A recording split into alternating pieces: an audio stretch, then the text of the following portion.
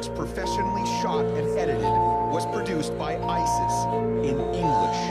It's tailor-made to appeal to Americans and other Western jihadists. It features a 20-year-old British medical student who's traveled to Syria to wage jihad. What prevents you from attaining martyrdom and the pleasure of your Lord? Look around you while you sit in comfort and ask yourself, is this how you want to die? Analysts fear strategies like this may be working. It's very significant that ISIS is using English. That means they have ambitions to attack Western countries.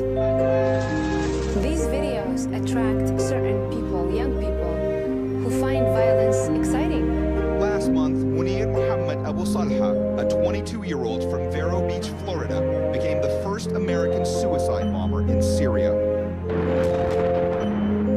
ISIS released clips showing the attack, declaring the feat a victory for them. U.S. officials say dozens of U.S. citizens are already in Syria. They're worried not just about the Americans currently there, they're even more concerned about the ones who might come back and plot attacks against the homeland. To that end, Twitter has become a front line in the propaganda war ISIS is waging. Many fighters claiming to be British constantly tweet updates, urging like-minded Britons to join them in Iraq and Syria. One asks, how can you see pictures of babies blown to pieces with their brains all over the floor and then question us about why we come here? Another posts, families in the villages taken over by ISIS are slowly returning and settling in and are happy and relieved to see ISIS occupying. And then there's YouTube, where a steady stream of clips are posted.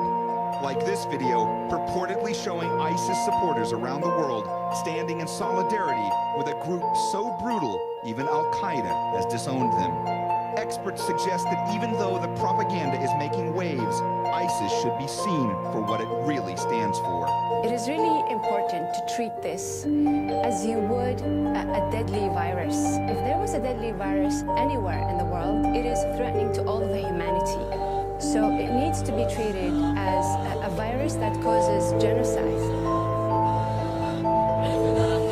Wolf, it was just last month you and I were discussing a really brutal video showing ISIS going on a horrific killing spree throughout different provinces in Iraq. Well, the terrorism experts I'm speaking with today are saying that it's not really a surprise that ISIS is somewhat shifting tactics. They believe that if they show this softer side that they're trying to present now, that they'll be able to get more foreign recruits. To many Westerners, this radical Islamist group, known for butchering its way through Iraq, came out of nowhere.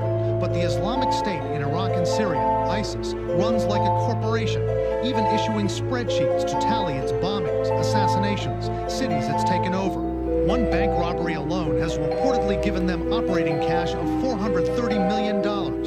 ISIS has been building momentum for years. The group's inspiration for indiscriminate killing comes from the man who formed Al-Qaeda in Iraq in 2004, Abu Musab al-Zarqawi. He was a criminal, he was a thug, he was been in jail for prison for all kinds of crimes. Then he gets out, gets religion, and creates this organization that Al-Qaeda ends up being afraid of.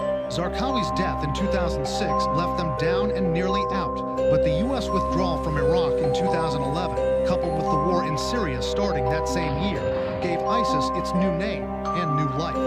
The pressure is off. Suddenly you see them starting to carry out attacks inside Iraq. Suddenly you see them with ambitions throughout the region, going into Syria and other places where they can train, where they can recruit without any interference from any Western powers or anyone able to stop them. They gathered volunteers and weapons, spent 2 years breaking their senior leaders out of prison. But with only a few thousand fighters in Iraq, how were they able to take Mosul, a city of almost 2 million?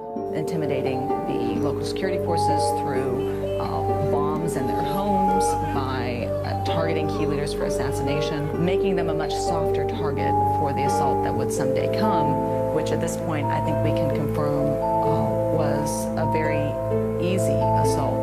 Then, to hold Mosul and other cities they've captured, pure mafia tactics. Extorting money, but also in terms of, there was a recent bank robbery where they garnered a lot of money. They've been taxing civilians and brutal tactics to sort of get money from civilians. A U.S. counterterrorism official tells us successful business owners are shaken down, threatened with death if they don't pay extortion fees. Kidnappings and smuggling are big moneymakers for them. Even before they captured the entire city of Mosul, This official says ISIS made several $1 million a month there by using those tactics.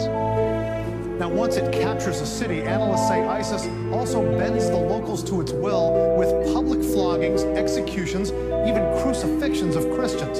But that's also a tactic that may cause local residents to turn on them eventually, Wolf. That could be one of their Achilles heels. I know you're speaking to a lot of experts. Yep. What is ISIS's weakness on the battlefield? On the actual battlefield, one analyst told us one of the problems is all the different groups of fighters that it has. It's got militants who've been fighting in the field with them for a while, but it's also got newly released prisoners coming into the fold, and they've got foreign fighters also joining them now for the first time. Getting them all on the same page, getting them disciplined is going to be very tough, and that could give them problems when they're fighting Iraqi forces and maybe other forces coming in.